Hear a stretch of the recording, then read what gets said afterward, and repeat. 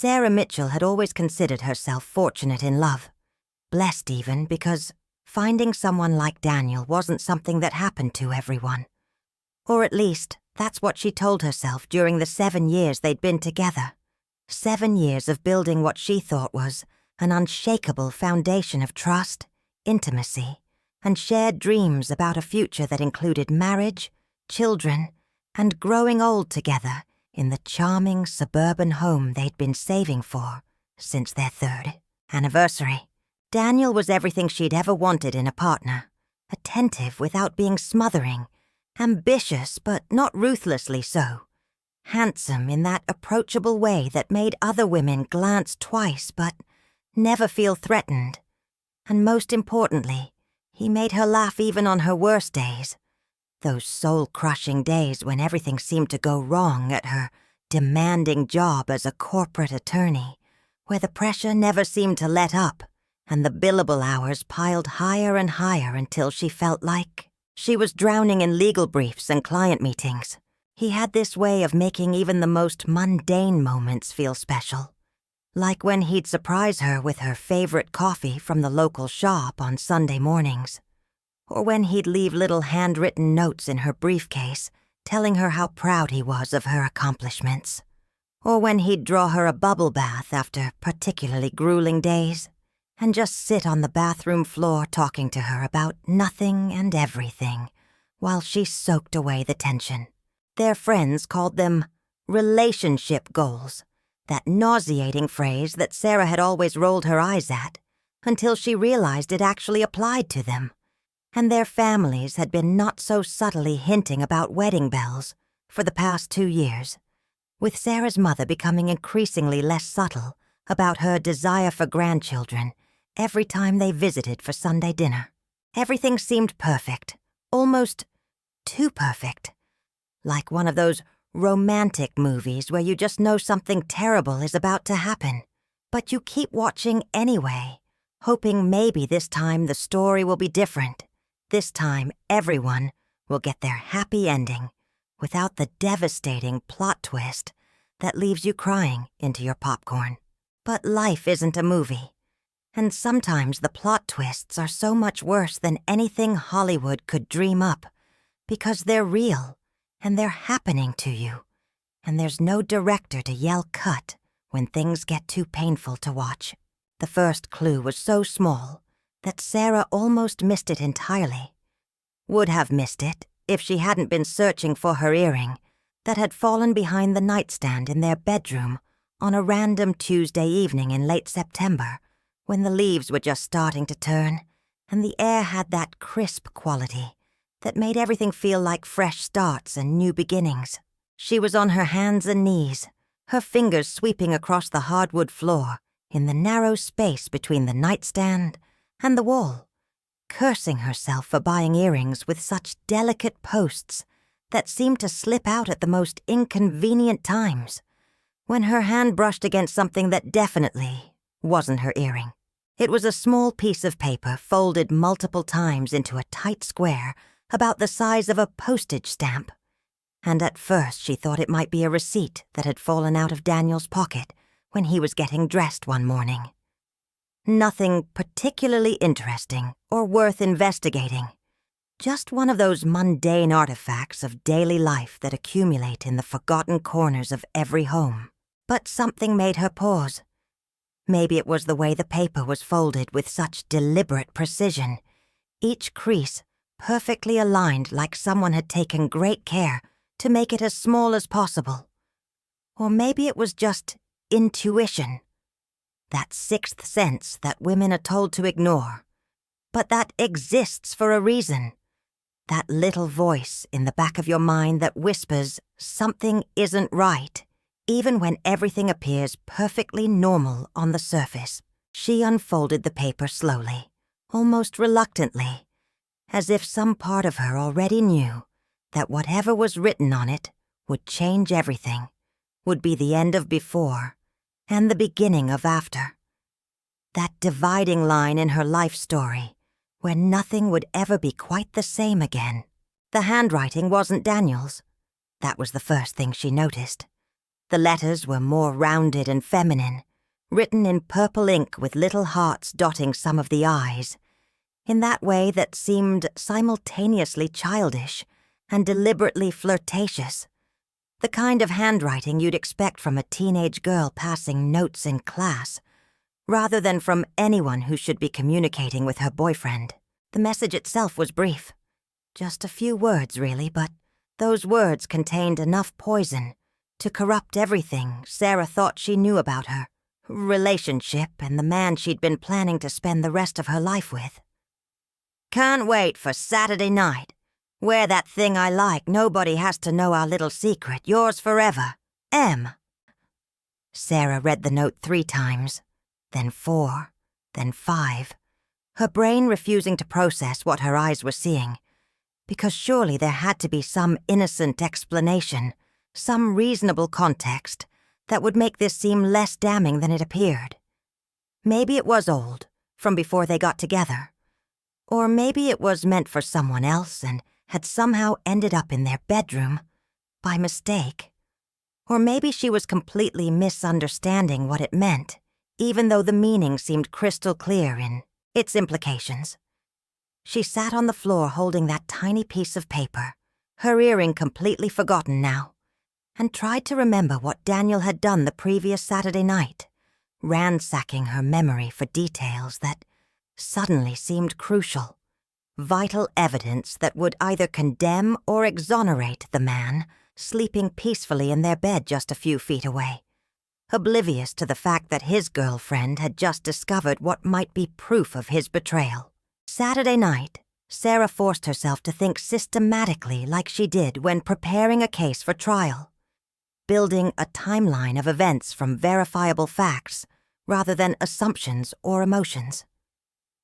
Daniel had told her he was going to a work thing, some mandatory team-building event his company was hosting at a downtown restaurant, the kind of corporate bonding exercise that everyone complained about, but attendance was basically required if you wanted to stay in good standing with management. He'd left around 6 in the evening, dressed in dark jeans and a button-down shirt that Sarah had bought him for his birthday, casual but put together.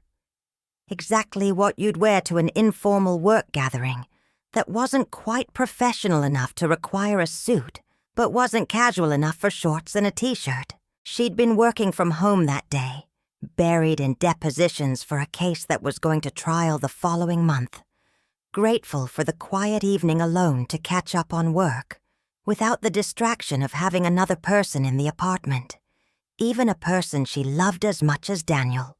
He'd kissed her goodbye, told her not to work too hard, promised he wouldn't be out too late because these things were always painfully boring after the first hour, and he'd make an appearance, and then slip out as soon as it was socially acceptable.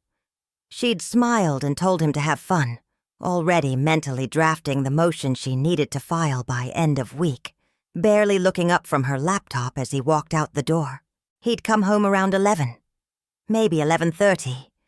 She couldn't remember exactly because she'd fallen asleep on the couch with her laptop still open and case files scattered around her, exhausted from the mental gymnastics required to find weaknesses in the opposing counsel's arguments. He'd woken her gently, helped her to bed, and she'd fallen back asleep immediately, never thinking to ask how the evening went or noticing anything unusual about his demeanor or appearance.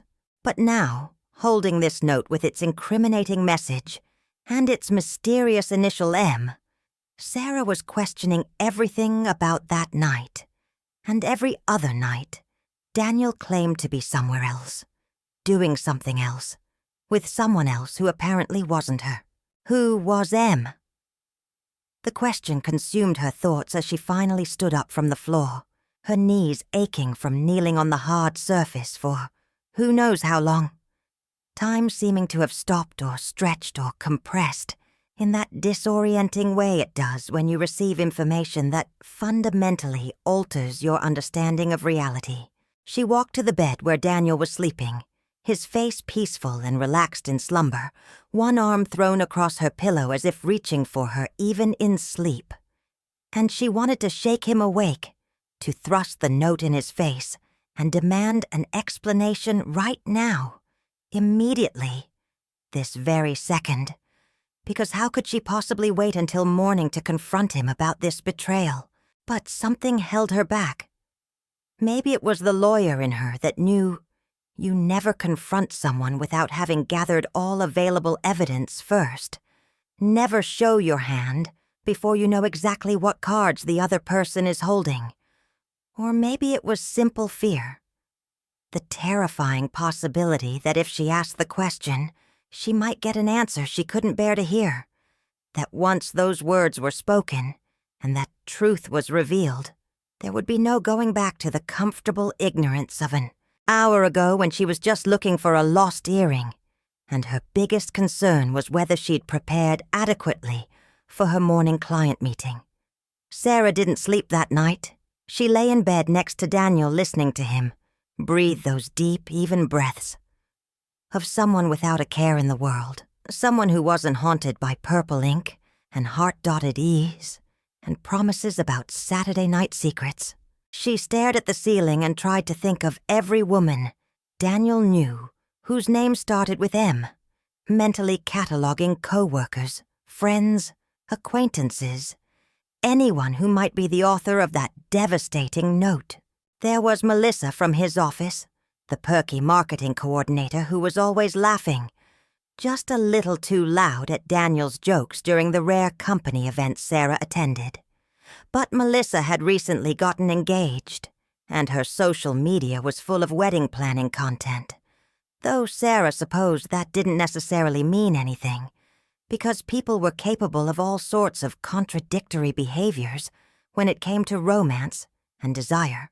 There was Morgan, a friend from his college days, who occasionally commented on his social media posts with strings of emojis that Sarah had always found slightly excessive but harmless. But Morgan lived 3 states away, so a Saturday night rendezvous seemed logistically unlikely, unless Daniel had lied not just about what he was doing, but about where he was entirely, which would represent a level of deception so thorough it made Sarah's stomach turn just contemplating it. There was his colleague Miranda, who Daniel mentioned sometimes when talking about work projects. But Sarah had met Miranda at a company holiday party, and she'd seemed perfectly professional, middle-aged with photos of her teenage kids on her desk. Not at all the type to be sending flirtatious notes about secret Saturday night encounters. Or maybe that was exactly the type. Sarah thought bitterly. Maybe the people who seemed least likely were precisely the ones you needed to watch most carefully, because they'd perfected the art of hiding in plain sight. When morning finally came, pale sunlight filtering through their bedroom curtains, Sarah felt like she'd aged 10 years overnight, her eyes gritty from lack of sleep, and her mind exhausted from hours of circular thinking that led nowhere except to more questions and darker suspicions. Daniel woke up cheerful as always, stretching and yawning and reaching over to pull her close for their usual morning cuddle, completely oblivious to the fact that she'd spent the entire night lying rigid beside him, contemplating whether everything about their relationship was an elaborate lie. She forced herself to act normal, to return his good morning kiss, to go through the familiar routine of showering and getting dressed and making coffee, all while the note burned like a hot coal in her pocket, where she'd transferred it from its hiding place behind the nightstand. She watched him eat his breakfast, studying his face for any sign of guilt or deception. But he looked exactly the same as he always did, smiled the same smile, made the same terrible pun about the weather forecast, kissed her goodbye in exactly the same spot on her forehead before heading out the door to his office. Either he was completely innocent and the note meant nothing, or had some explanation she hadn't considered, or he was a sociopath of such extraordinary skill that he could lie to her face every single day without even a flicker of remorse or nervousness. And Sarah genuinely didn't know which possibility frightened her more. She called in sick to work that day, something she almost never did because her dedication to her career was one of the things she prided herself on.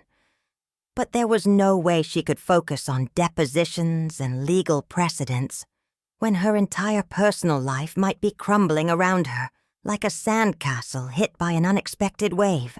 Instead, she did what any modern woman would do when confronted with possible infidelity. She investigated, starting with the most obvious and invasive option, Daniel's phone. He'd left it charging on the kitchen counter that morning, an unusual oversight for someone who was typically attached to his device like it was a vital organ. And Sarah seized the opportunity, even though she felt sick doing it, violated by her own actions, even as she justified them as necessary, given the circumstances. She knew his passcode. They'd always had an open phone policy in their relationship, one of those trust-building measures that couples adopt to prove they have nothing to hide. Though Sarah realized now that knowing someone's passcode and actually snooping through their phone were very different things. One was theoretical trust, and the other was active suspicion, and crossing that line felt like admitting that something fundamental had already broken between them, whether she wanted to acknowledge it or not. His text messages were innocuous, work conversations about projects and deadlines, group chats with friends making plans for weekend barbecues, and sports watching. A thread with his sister about their mother's upcoming birthday. Nothing remotely suggestive or inappropriate. Sarah scrolled back weeks, then months, looking for any message that might correspond to the note or reveal the identity of M, but there was nothing. No suspicious conversations. No deleted message gaps that might indicate he was covering his tracks. Nothing but the normal, boring text exchanges of someone living a normal, boring life. His social media direct messages were equally bland. Mostly people sharing memes or articles. A few former colleagues reaching out to network. Some college friends reminiscing about old times. Nothing that suggested secret Saturday night rendezvous or forbidden romance. His email was harder to access because he stayed logged in on his laptop, which was password protected separately. But Sarah was determined now, driven by a need to know that overrode her usual respect for privacy and boundaries. She tried several password combinations, getting increasingly frustrated when none of them worked, until finally she remembered something Daniel had mentioned casually, months ago, about using his childhood dog's name combined with his high school graduation year, and that worked, granting her access to his inbox and all the secrets it might contain. Most of his emails were professional correspondence, client communications, meeting invitations, industry newsletters he probably never read, the digital detritus that accumulates in everyone's inbox until you finally take an afternoon to ruthlessly delete thousands of messages you'll never need again. Sarah searched for any emails from addresses that might belong to someone named M. something. But the results were frustratingly generic, mostly marketing emails from companies with M names like Microsoft and MailChimp. Nothing personal, nothing revealing. She expanded her search, looking through his sent folder for anything unusual, checking his deleted items for messages he might have tried to hide, even looking at his spam folder in case something had been accidentally filtered there. But hours of searching yielded absolutely nothing suspicious. Either Daniel was innocent, or he was conducting his affair through some channel Sarah hadn't discovered yet. Maybe a secret email account or a messaging app she didn't know about. Maybe even old-fashioned phone calls or in-person meetings that left no digital trail for her to follow. The lack of evidence should have been reassuring, should have suggested that maybe the note was nothing or old or misunderstood. But instead it just made Sarah more anxious, because if Daniel was cheating and hiding it this well, it meant he was far more calculating and deceptive than she'd ever imagined possible. She was still staring at his laptop screen when her phone rang, the sudden sound making her jump guiltily, even though Daniel was at work and couldn't possibly know what she was doing.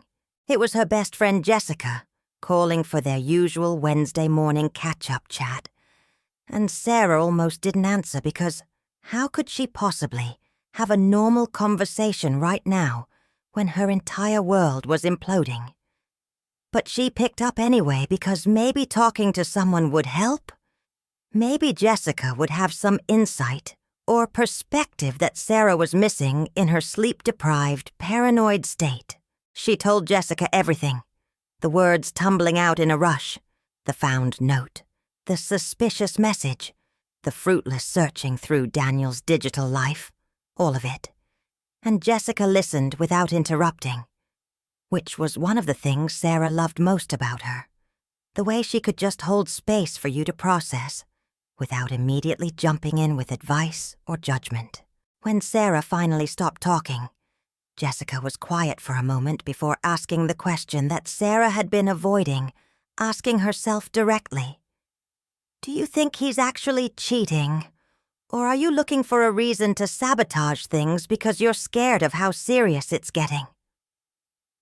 The question hit Sarah like a physical blow, because Jessica knew her too well, knew about the commitment issues Sarah had struggled with in past relationships, knew how Sarah tended to create problems when things got too comfortable or too real, knew that Sarah's parents' ugly divorce, when she was 12, had left her with deep-seated fears about trusting anyone completely with her heart. But this wasn't sabotage, Sarah insisted. This was a real note, with a real message that clearly implied some kind of secret relationship. And Jessica couldn't seriously be suggesting that Sarah was making this up or overreacting to something innocent. Jessica backpedaled slightly, clarifying that she wasn't saying the note didn't exist or didn't seem suspicious, but maybe there was an explanation they weren't seeing. Maybe it was from before Sarah and Daniel got serious. Maybe it was a joke from a friend. Maybe it was literally anything other than the worst-case scenario Sarah was constructing in her mind. Had Sarah tried simply asking Daniel about it? Jessica wanted to know. Just showing him the note and giving him a chance to explain, before assuming the worst and going full detective mode on his private communications? Sarah admitted she hadn't, couldn't quite articulate why, except that she was afraid of what he might say, afraid of how he might react, afraid that asking the question would make it all real in a way it wasn't quite yet, as long as she kept her suspicions private and unspoken. Jessica suggested gently but firmly that Sarah needed to decide what she really wanted, whether she wanted to trust Daniel or whether she wanted to find evidence to confirm her fears, because those were two very different approaches and would lead to very different outcomes, regardless of whether he was actually cheating or not. If you go looking for betrayal hard enough, Jessica pointed out, you'll find it even where it doesn't exist, because suspicion colors everything, makes innocent interactions seem sinister, transforms normal behavior into evidence of guilt. After hanging up with Jessica, Sarah felt simultaneously better and worse, comforted by having shared the burden of her discovery, but also unsettled by the questions Jessica had raised about her own motivations and fears. She closed Daniel's laptop, suddenly disgusted with herself for violating his privacy so thoroughly, for becoming the kind of person who snooped through their partner's emails and texts, looking for evidence of wrongdoing. Even if Daniel was cheating, did she really want to be the kind of girlfriend who conducted surveillance operations instead of just having an honest conversation? But then again, she thought, if she asked him directly and he was cheating, wouldn't he just lie? Cheaters always lie. That's practically the definition of cheating, the willingness to deceive someone who trusts you. So what would be the point of giving him advance warning that she was suspicious? Better to gather evidence first, to know for certain one way or another before making any confrontations or accusations that she couldn't take back. Sarah spent the rest of the afternoon in this mental tug-of-war, alternating between guilt about her snooping and righteous anger about the note, between trusting the man she'd loved for 7 years and trusting the evidence of that small piece of paper with its heart-dotted E's. When Daniel came home that evening, Sarah had made a decision. She would test him, subtly, carefully, without revealing that she'd found anything or suspected anything. Just gentle probing to see if his story about last Saturday night held up under light questioning. She asked casually over dinner how the work event had been, and Daniel shrugged and said it was exactly as boring as he'd predicted. Just a bunch of people from the office standing around making awkward small talk while picking at overpriced appetizers. Who was there? Sarah wanted to know, trying to sound mildly interested rather than intensely focused on his answer. And Daniel listed several names, colleagues Sarah recognized from previous stories, all men as it turned out. Which was interesting, though not necessarily exculpatory, since Daniel could simply be omitting the name of whoever M was from his recounting. What time did it end? Sarah asked. And Daniel said most people started leaving around 9:30 or 10. But he'd stayed a bit longer talking to his boss about an upcoming project before heading home. Did anything interesting happen? Sarah pressed, and Daniel laughed and said the most interesting thing was watching 2 senior managers get into a heated debate about the correct way to pronounce quinoa, which was the kind of mundane, specific detail that seemed hard to fabricate. The kind of thing you remember about an event because it was so stupid and awkward. Sarah wanted desperately to believe him, to accept his story at face value, and forget about the note, to trust that 7 years of what seemed like genuine love and commitment couldn't be completely fake. But doubt had taken root in her mind like a poisonous plant, growing and spreading until it choked out everything else. She excused herself from the table claiming she needed to finish some work, and retreated to their home office where she did something she'd never done before, something she felt ashamed of. Even as she was doing it, she created a fake social media profile, just a generic account with a stock photo of a random woman and a made-up name. And she started searching for any of Daniel's female co-workers or friends whose names started with M. It was creepy and invasive and probably unethical. Definitely not the behavior of a confident, trusting partner in a healthy relationship. But Sarah had crossed a line when she read Daniel's emails, and now she was in freefall, willing to do things she'd never imagined herself capable of in pursuit of the truth, or maybe in pursuit of confirmation of her worst fears. She wasn't even sure anymore which she wanted more. She found Melissa's profile easily enough, the marketing coordinator from Daniel's office, and started scrolling through photos looking for any evidence that she'd been with Daniel last Saturday night or any other night. Looking for comments or interactions that seemed more than friendly.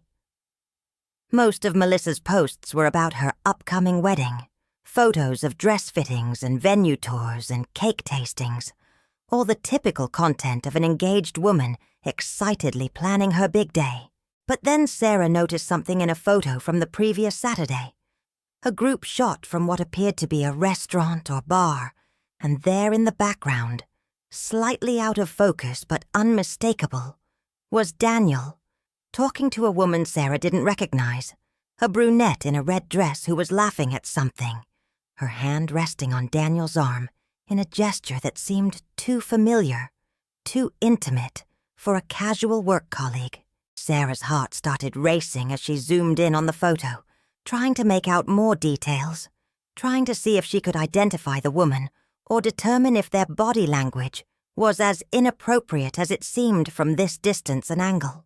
The photo had been tagged with several people, but the woman in the red dress wasn't among them, which meant either Melissa didn't know her well enough to tag her, or the woman had deliberately avoided being tagged, had perhaps asked not to be included in social media posts, for reasons Sarah's paranoid mind could easily imagine. This was it. Sarah thought. This was the evidence she'd been looking for. Proof that Daniel hadn't been at a boring work event, making small talk about quinoa pronunciation. Or at least, not only that.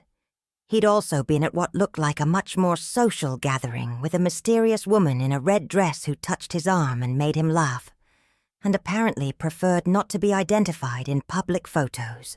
Sarah took screenshots of the image, saving the evidence before Melissa might delete or change the post, then continued scrolling through the other tagged people's accounts, looking for different angles or additional photos from the same evening.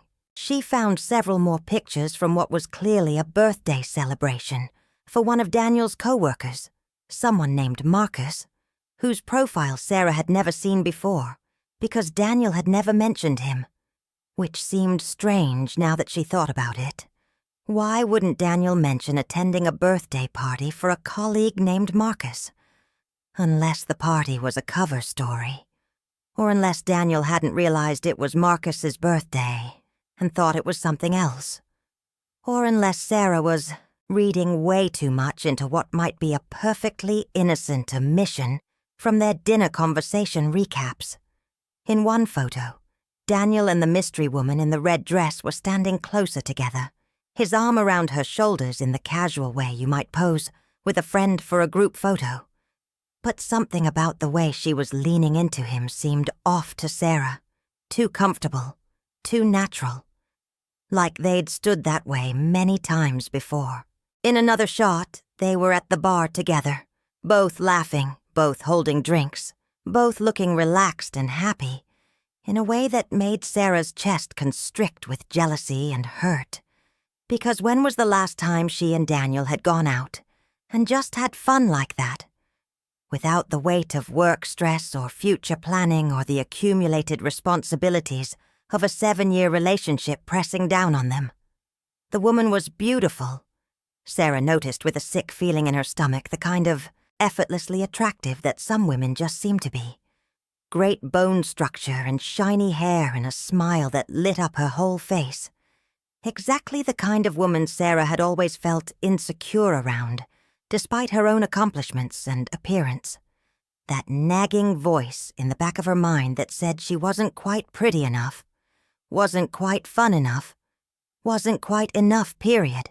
Sarah spent hours that night going through every social media account connected to anyone who'd been at that party, building a timeline of the evening through various photos and posts, watching Daniel's night unfold through strangers' lenses like she was stitching together a film from individual frames. He'd arrived at the restaurant around 7 based on the timestamps on early photos. The mystery woman appeared around 8:30 or 9. They'd spent at least an hour together based on the number of shots where they appeared in proximity, and the party seemed to wind down around 11, with people posting goodbye photos and thanks for a great night messages. It matched up with Daniel's story about getting home around 11:30. But it didn't match up with his description of a boring mandatory work event. This was clearly a celebration, clearly social, clearly fun, and clearly involved a woman he'd failed to mention, despite apparently spending considerable time with her. Who was she? The question consumed Sarah as she stared at her computer screen, eyes burning from hours of intense focus on small social media images. None of the accounts she'd found had identified the woman by name, and Sarah couldn't figure out how to search for her without more information, couldn't slide into random people's DMs asking who the brunette in the red dress was without seeming like a stalker or revealing her fake profile for what it was. The next morning, exhausted and wired from another sleepless night, Sarah made a decision that would take her investigation to a new and more disturbing level. She was going to follow Daniel. She called in sick to work again, knowing her boss would be irritated and her cases would suffer from her absence, but unable to care about anything except solving this mystery that had taken over her entire existence. She watched from the window as Daniel left for work at his usual time, waited 10 minutes to be sure he wasn't coming back for something forgotten, then grabbed her car keys and drove to his office building, parking where she could see the entrance, but hopefully wouldn't be obvious to anyone looking out. It felt insane, sitting in her car watching an office building like some kind of private investigator or jealous wife in a bad thriller. But Sarah had gone too far to turn back now, had invested too much emotional energy, and lost too much sleep to just let this go without knowing for certain what was happening. Hours passed. Boring hours where nothing happened except office workers coming and going on coffee runs and lunch breaks. And Sarah almost gave up several times, almost convinced herself she was being ridiculous and should just go talk to Daniel like a normal person in a normal relationship. But then just after 1 in the afternoon, Daniel emerged from the building, and he wasn't alone. The woman from the photos, the mystery brunette in the red dress who Sarah now saw, was wearing a professional Navy suit, walked beside him, laughing at something he'd said, and they headed down the street together toward the row of restaurants and cafes that served the downtown office crowd during lunch hours. Sarah followed at a distance, heart pounding, hands gripping the steering wheel so tightly her knuckles went white, telling herself this might be perfectly innocent, just co-workers grabbing lunch together, nothing sinister, nothing to panic about. They entered a small Italian place, one of those cozy restaurants with checkered tablecloths and candles on every table even during the day, intimate in a way that seemed wrong for a casual co-worker lunch.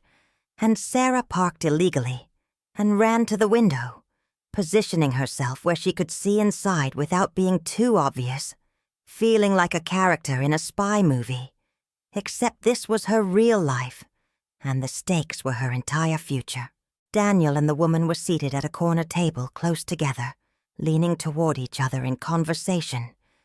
And even from outside, Sarah could see the easy rapport between them. The way they communicated with more than words, facial expressions and small gestures that spoke of familiarity and comfort and inside jokes.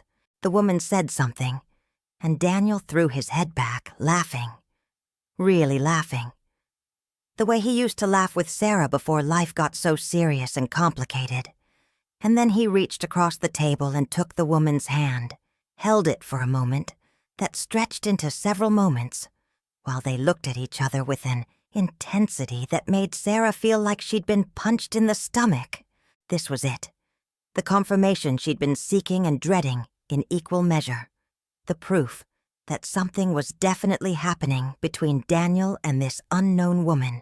Something more than friendship or professional collegiality. Something that involved hand-holding and intimate lunches and secret notes about Saturday night plans. Sarah's vision blurred with tears as she watched Daniel lean even closer, watched him whisper something that made the woman smile and blush, watched him be the charming, attentive, romantic version of himself that she remembered from their early dating days. But that had been largely absent from their recent interactions, replaced by tired routine and unspoken resentments, and the slow erosion of passion that happens when people get too comfortable with each other. She couldn't watch anymore, couldn't stand there observing her boyfriend having what looked like a romantic lunch date with another woman. So Sarah stumbled back to her car, tears now flowing freely, not caring who saw her or what they thought, and drove home on autopilot, barely aware of the traffic or the turns or anything, except the repeating images in her mind of Daniel holding that woman's hand and smiling at her the way he used to smile at Sarah when she was the center of his universe, instead of just a familiar fixture in his daily life. Back in their apartment, surrounded by 7 years of accumulated memories and shared belongings, Sarah finally allowed herself to completely break down, sobbing into a pillow that smelled like Daniel's shampoo, grieving not just for the relationship that was clearly ending, but for the person she'd been before she found that note, before she started suspecting and snooping and spying, before she became someone she didn't recognize and didn't particularly like. The betrayal hurt, God, it hurt worse than anything Sarah had ever experienced. Worse than losing the biggest case of her career. Worse than her parents' divorce. Worse than every previous heartbreak combined. Because this was Daniel. Her person. Her future. The one she'd trusted completely, even when trust didn't come easily to her. When Daniel came home that evening, Sarah was waiting for him. The note laid out on the kitchen table like evidence in a trial, alongside printouts of the social media photos showing him with the mystery woman. Because, yes, she'd printed them out, had gone to the office supply store in a daze, and used their printing services to create physical evidence of his betrayal. Because somehow, having tangible proof felt important, felt like it would make him unable to deny or minimize or explain away what she'd discovered. He froze when he saw the display, all color draining from his face, and that reaction told Sarah everything she needed to know, even before he spoke, even before he tried to explain or defend himself. "Sarah, I can explain," he started, and she cut him off with a bitter laugh because of course he was going to try to explain. They always tried to explain. But what possible explanation could make this okay? Could justify the lies and the secret lunches and the hand-holding with a woman whose name Sarah still didn't even know? His name was Madison, Daniel said, sitting down heavily in the chair across from Sarah, not meeting her eyes. And Sarah felt a hysterical laugh bubble up in her throat. Because, of course, Madison. A name that could be shortened to Maddie or just M. Exactly the kind of name that would appear as an initial on a secret note. Madison worked in his office, had started about 6 months ago. And yes, they'd become close. Closer than they should have, Daniel admitted. But it wasn't what Sarah thought. Or maybe it was exactly what Sarah thought, but not in the way she was imagining. Sarah told him to stop talking in circles and just tell her the truth, the whole truth, because she was done with games and half-truths and careful omissions. She deserved to know exactly what had been happening behind her back while she'd been working her ass off to build a life with him. Daniel took a deep breath and said that he'd kissed Madison once after the party last Saturday, that they'd both had too much to drink and ended up in a taxi together since they lived in roughly the same direction. And when the taxi stopped at Madison's apartment first, she'd invited him up for coffee. And he'd said yes, even though he knew he shouldn't. And then they'd kissed, and he'd immediately pulled away and left, and he'd been racked with guilt ever since. Had wanted to tell Sarah, but didn't know how. Didn't want to hurt her over what was essentially a momentary lapse in judgment fueled by alcohol and stress. Sarah asked about the note, and Daniel looked confused for a moment before recognition dawned. He'd forgotten about that. Madison had given it to him weeks ago, before anything had happened between them, when their friendship had been veering into flirtation, but hadn't crossed any physical lines yet, and he'd meant to throw it away, but had apparently missed his pocket, and it had fallen behind the nightstand instead. What did she mean about Saturday night, then? Sarah demanded if nothing had happened yet when she wrote it, and Daniel admitted that they'd made plans to meet up after the work event, just to talk privately about the feelings that had been developing between them, to figure out if they needed to set boundaries, or if Daniel needed to tell Sarah that he was having confusing feelings about someone else. But obviously more than talking had happened, Sarah said coldly. Obviously those plans to meet up had led exactly where Madison had been hoping they'd lead. To Daniel kissing her, and probably more if she hadn't shut it down. Daniel swore it was just a kiss. Swore he'd stop things before they went further. Swore it had been the biggest mistake of his life. And he wanted nothing more than to take it back and forget it ever happened and move forward with Sarah. But could they move forward? That was the question Sarah couldn't answer. Sitting there looking at the man she'd loved for 7 years and seeing a stranger, someone capable of lying to her face every single day since last Saturday. Someone who'd kissed another woman and then came home and kissed Sarah goodnight without a flicker of remorse or confession. Trust, once broken, was nearly impossible to fully repair. Sarah knew this from her legal work, had seen countless cases where infidelity had shattered relationships beyond recognition, even when both parties wanted desperately to make things work. Could she really continue building a life with Daniel knowing that he'd been capable of this betrayal? Knowing that some part of him had wanted Madison enough to risk everything with Sarah? Could she ever believe him again when he said he was working late, or going to a company event, or meeting up with friends? Or would she always be wondering, always be imagining worst-case scenarios, always be checking his phone and following him and making herself crazy with suspicion? And even if she could forgive the physical betrayal, the kiss that Daniel claimed meant nothing and was immediately regretted, could she forgive the emotional betrayal that had led to it? The months of growing close to Madison, the intimate conversations and inside jokes and hand-holding lunches that had built a connection strong enough to threaten the relationship Daniel claimed to value above everything else? Daniel was crying now, begging Sarah to give him another chance, promising he'd quit his job if necessary, would never speak to Madison again, would do whatever it took to rebuild Sarah's trust and prove that she was the only one he wanted, the only one he'd ever truly wanted. He called the kiss a mistake, called his growing friendship with Madison a mistake, called everything about the past few months a huge, terrible mistake that he wished he could undo. But since he couldn't, he was asking Sarah to please forgive him and let them start over. Sarah wanted to forgive him, wanted to believe that people could make mistakes without it defining them forever, wanted to think that 7 years of love and commitment counted for more than one drunken kiss with a coworker. But she also knew that this hadn't been just one isolated incident. This had been a slow building of emotional intimacy with another woman. This had been active choices made repeatedly over months to prioritize Madison's company and conversation over transparency and honesty with Sarah. This hadn't been a stranger at a bar offering a momentary temptation.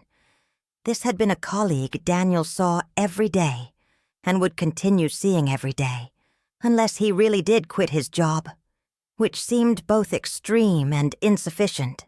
Because what about the next Madison? What about the next time someone showed interest and Daniel felt flattered and allowed a friendship to become something more? They talked for hours that night, going in circles covering the same ground over and over. Daniel pleading his case and Sarah vacillating between fury and heartbreak and a desperate desire to just make this all go away and return to the comfortable ignorance of a week ago. By 3 a.m, they were both exhausted, wrung out emotionally, no closer to any resolution, except that Sarah had agreed not to make any permanent decisions while she was this upset. Would give herself some time to think clearly before deciding whether to end things or try to work through it. Daniel slept on the couch that night. Or didn't sleep. Sarah wasn't sure because she spent the night staring at the ceiling in their bed, alone, replaying every moment of their relationship, looking for signs she'd missed, red flags she'd ignored, evidence that this betrayal had been inevitable, and she'd been a fool not to see it coming. Had there been other Madisons before this one? Other women who'd gotten too close? Other near misses or actual misses that Daniel had successfully hidden? The question tormented her because if she couldn't trust her own judgment about this, how could she trust her judgment about anything? The next day, Sarah called Jessica again, needed to hear her friend's voice, needed advice from someone who cared about her, but wasn't emotionally invested in her relationship with Daniel continuing or ending. Jessica listened to the whole story, the lunch, the confession, the hours of late-night conversation, and then asked Sarah a question that cut through all the complexity and got right to the heart of the matter. "Do you want to stay with him?" Not could Sarah forgive him. Not should Sarah give him another chance. Not what would Jessica do in this situation. Just the simple, direct question of what Sarah wanted. And Sarah realized she didn't know the answer. Or more accurately, realized she knew the answer but was afraid to admit it even to herself. Because wanting to end a 7-year relationship over a kiss seemed either reasonable or completely insane, depending on how you looked at it. Part of her wanted to stay, wanted to believe in second chances and the redemptive power of love, and the possibility that this could make them stronger if they worked through it together. But a bigger part of her, the part she was finally allowing herself to hear, wanted to leave, wanted to not be the woman who stayed with a cheater, wanted to not spend the rest of her life wondering if Daniel was being faithful or just being better at hiding his infidelity, wanted to not wake up every day with that sick feeling in her stomach, remembering that the person she'd trusted most in the world had betrayed that trust in a way she couldn't quite forget or forgive, no matter how much she might want to. Sarah told Daniel her decision on a Sunday morning, exactly 1 week after she'd found the note. 1 week of sleeping in separate rooms and having awkward, tearful conversations and going through the motions of daily life while their relationship hung in the balance. She told him she was done, that she couldn't do this anymore, couldn't be in a relationship where trust had been broken so fundamentally that she didn't think it could ever be fully repaired. Daniel broke down, begged her to reconsider, reminded her of everything they'd built together, all the plans they'd made, the future they'd imagined. But Sarah stood firm, recognizing that those plans and that future had been based on a version of their relationship that no longer existed, that had been revealed as less solid and secure than she'd believed. It wasn't just about the kiss, she tried to explain. It was about the lying, the hiding, the months of emotional intimacy with another woman that Daniel had nurtured instead of being honest with Sarah about what was happening. It was about the fact that when Sarah had asked about his evening at the work event, he'd lied smoothly and easily, had met her eyes and told her it was boring and uneventful, had kissed her good night, knowing he'd kissed someone else hours before, had been willing to let Sarah continue living in ignorance if she hadn't found that note. Moving out was harder than the actual breakup, sorting through 7 years of accumulated possessions and memories, deciding what was hers and what was his and what had been theirs together, dividing up books and furniture and kitchen supplies and wondering how you quantify ownership of shared experiences. Sarah took most of her things to Jessica's apartment, where she'd be staying temporarily until she found a new place, packed her clothes and toiletries and the framed photos of her family, left behind the couple's photos that lined their walls, visual evidence of happier times that now felt like they belonged to different people entirely. Daniel helped her pack, which made it both easier and harder, the familiar rhythm of working together toward a common goal, undercut by the reality that this goal was the dismantling of their shared life. They were polite to each other, almost formal. None of the easy intimacy of people who'd spent 7 years learning each other's rhythms and preferences and moods. Just the careful courtesy of strangers trying not to make a difficult situation worse. The last thing Sarah packed was the note, that small piece of paper that had started everything, that had been the tiny clue that exposed a betrayal she couldn't ignore, no matter how much easier it might have been to pretend she'd never found it. She almost threw it away, almost left it behind as a symbol of putting the past behind her and moving forward. But in the end she kept it, tucked it into her journal where it remained as a reminder, though of what exactly she wasn't entirely sure. A reminder to trust her instincts, maybe. or a reminder that sometimes the smallest things can unravel the largest parts of your life, or maybe just a reminder that love alone isn't enough to sustain a relationship without honesty and respect, and the daily choice to prioritize your partner's well-being over momentary attractions and ego boosts. Whatever the reason, she kept it. And sometimes late at night, when she was struggling with doubts about whether she'd made the right decision, she'd pull it out and read those few words written in purple ink, with hearts dotting the I's, and remember why she'd chosen herself over a relationship that had stopped serving her the moment Daniel decided his feelings for Madison were worth exploring even at the cost of hurting Sarah. Months later, Sarah was thriving in ways she hadn't anticipated. Her legal career had benefited from the extra hours she could now dedicate to work without feeling guilty about neglecting a partner. She'd reconnected with friends she'd somewhat neglected during her relationship with Daniel. She'd even started dating again, tentatively, carefully, with the hard-won wisdom of someone who'd learned that trust was precious and betrayal was devastating, but that neither meant she should close herself off from future possibilities. She heard through mutual friends that Daniel and Madison had dated briefly after the breakup, but it hadn't worked out, which gave Sarah a petty satisfaction she wasn't entirely proud of, but couldn't quite suppress because at least she knew she'd been right about what had been happening between them. At least her instincts had been validated, even if the validation came too late to save her relationship. She didn't miss Daniel exactly. Or maybe she missed the idea of who she'd thought he was, missed the comfort and security of a long-term relationship, missed having someone to share mundane moments with, but she didn't miss the reality of who he'd actually been, the person capable of lying to her face while pursuing another woman behind her back. The experience had changed Sarah in fundamental ways, made her less willing to ignore red flags or rationalize away behavior that didn't align with someone's words, made her more protective of her heart and her trust, made her understand on a visceral level that sometimes the people we love most are capable of hurting us worst precisely because we've given them the access and the vulnerability to do so.